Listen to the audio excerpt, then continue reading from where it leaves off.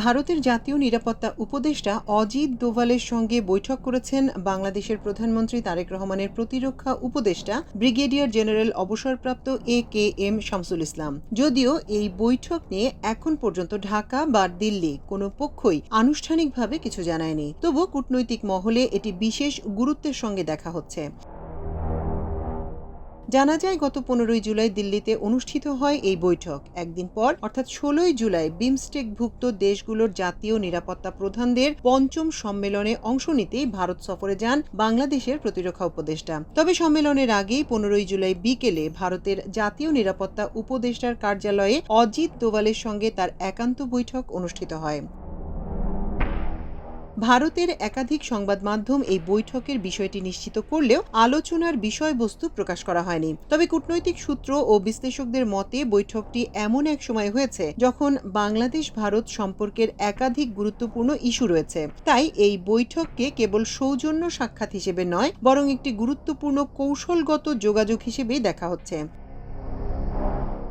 বিশ্লেষকদের মতে প্রধানমন্ত্রী তারেক রহমানের সাম্প্রতিক বেইজিং সফরের পর এটি দিল্লির সঙ্গে বাংলাদেশের প্রথম উচ্চ পর্যায়ের আলোচনা। একই সময়ে সীমান্তে পুশিন ইস্যু নিয়ে উত্তেজনা, ভারতে অবস্থানরত সাবেক প্রধানমন্ত্রী শেখ হাসিনার রাজনৈতিক বক্তব্য এবং সামগ্রিক দ্বিপক্ষীয় সম্পর্কে তৈরি হওয়া অস্বস্তিও এই বৈঠকের গুরুত্ব বাড়িয়ে দিয়েছে। যদিও দুই দেশের কেউই আনুষ্ঠানিকভাবে আলোচনার বিষয়ে জানায়নি, তবু কূটনৈতিক পর্যবেক্ষকদের ধারণা বৈঠকে সীমান্ত পরিস্থিতি, আঞ্চলিক নিরাপত্তা, সন্ত্রাসবাদ দমন, সামুদ্রিক নিরাপত্তা, গোয়েন্দা সহযোগিতা এবং বৃহত্তর ভূরাজনৈতিক বাস্তবতা নিয়ে মতবিনিময় হয়ে থাকতে পারে। কূটনৈতিক সূত্রগুলো জানায়, শামসুল ইসলাম ও অজিত দোভালের মধ্যে বিভিন্ন বিষয়ে খোলামেলা আলোচনা হয়েছে। এদিকে 16 জুলাই অনুষ্ঠিত বিমস্টেকভুক্ত দেশগুলোর জাতীয় নিরাপত্তা প্রধানদের পঞ্চম সম্মেলনেও নিরাপত্তা সংশ্লিষ্ট বিষয়গুলোই ছিল আলোচনার কেন্দ্রবিন্দু। সন্ত্রাসবাদ দমন, আন্তর্দেশীয় সংগঠিত অপরাধ, সাইবার নিরাপত্তা, মানব পাচার, সামুদ্রিক নিরাপত্তা এবং গোয়েন্দা সহযোগিতা জোরদারের বিষয়গুলো সম্মেলনে বিশেষ গুরুত্ব পায়। ভারতীয় সংবাদ মাধ্যমগুলোর তথ্য অনুযায়ী সম্মেলনের আগের দিন অজিত দোভাল শুধু বাংলাদেশের প্রতিনিধির সঙ্গেই নয়, থাইল্যান্ড, শ্রীলঙ্কা ও মিয়ানমারের শীর্ষ নিরাপত্তা প্রতিনিধিদের সঙ্গেও বৈঠক করেন। তবে এখানে একটি বিষয় বিশেষভাবে নজর কেড়েছে। থাইল্যান্ড ও শ্রীলঙ্কার প্রতিনিধিদের সঙ্গে প্রতিনিধি পর্যায়ে বৈঠক হলেও বাংলাদেশের প্রতিরক্ষা উপদেষ্টা এবং মিয়ানমারের প্রতিনিধির সঙ্গে তিনি একান্ত বৈঠক করেন।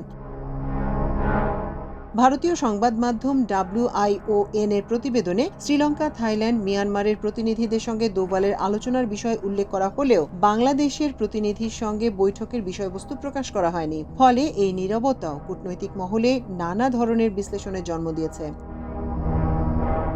বিএনপির নেতৃত্বাধীন সরকার দায়িত্ব নেয়ার পর এটি দ্বিতীয়বারের মতো বাংলাদেশের কোনো উচ্চ পর্যায়ের প্রতিনিধি ভারতের জাতীয় নিরাপত্তা উপদেষ্টার সঙ্গে বৈঠক করলেন। এর আগে গত এপ্রিলে দিল্লি সফরের সময় পররাষ্ট্রমন্ত্রী ডক্টর খলিলুর রহমান অজিত দোভালের সঙ্গে বৈঠক করেন। আর তারও আগে 2025 সালের নভেম্বরে কলম্বো সিকিউরিটি কনক্লেভের জাতীয় নিরাপত্তা উপদেষ্টাদের সম্মেলনের আগে দোভাল বৈঠক করেন বাংলাদেশের তৎকালীন জাতীয় নিরাপত্তা উপদেষ্টা খলিলুর রহমানের সঙ্গে। ফেব্রুয়ারিতে নতুন সরকার দায়িত্ব নেয়ার পর ঢাকা ও দিল্লি উভয় পক্ষই দ্বিপক্ষীয় সম্পর্ক এগিয়ে নেয়ার ইতিবাচক বার্তা দিয়েছিল। সেই ধারাবাহিকতায় এপ্রিলে পররাষ্ট্রমন্ত্রীর দিল্লি সফর এবং প্রধানমন্ত্রী তারেক রহমানের সম্ভাব্য ভারত সফর নিয়েও আলোচনা হয়েছিল। কিন্তু পরবর্তীতে সীমান্তে পুশিন ইস্যু, ভারতে অবস্থানরত শেখ হাসিনার বক্তব্য এবং কয়েকটি দ্বিপক্ষীয় বিষয়কে কেন্দ্র করে সম্পর্কে নতুন করে অস্বস্তি তৈরি হয়। মাল্টিমিডিয়া ডেস্ক, আমার দেশ।